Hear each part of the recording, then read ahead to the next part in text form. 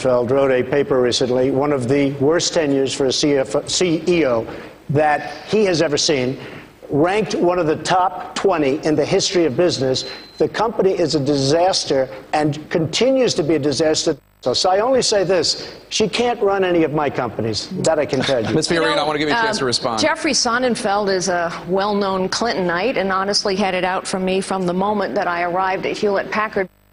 Jeffrey Sonnenfeld, Senior Associate Dean for Leadership Studies at Yale School of Management. I want to show an ad that in the last and only political campaign she was in, running for Senate in California. I want to show this ad to show how her business career was used against her by Barbara Boxer, and this led to her decisive defeat. Let's watch this. As the CEO of HP, Carly Fiorina laid off 30,000 workers. When you're talking about massive layoffs, which we did, perhaps the work needs to be done somewhere else. Fiorina shipped jobs to China.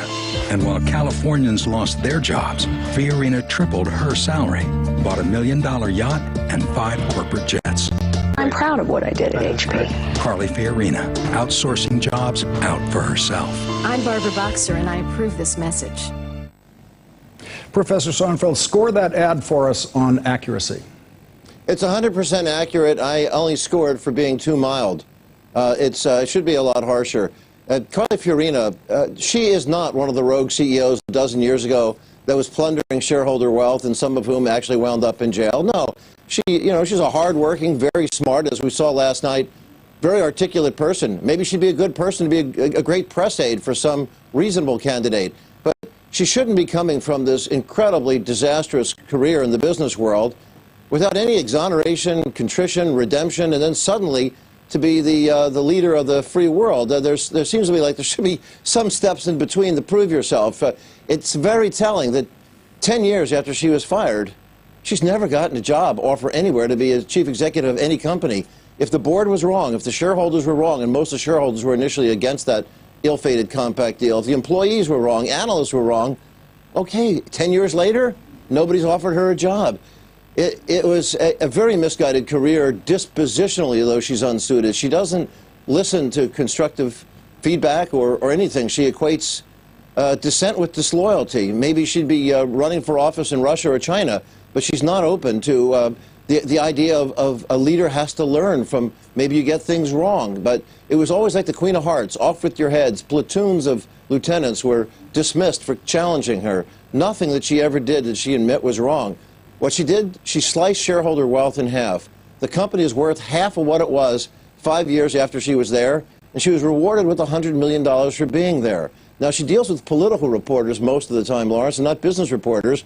So when she talks about how she stapled together some worthless pieces of cast-off companies, compact digital equipment things, and doubled the size of the company, who cares? Triple it, quadruple it.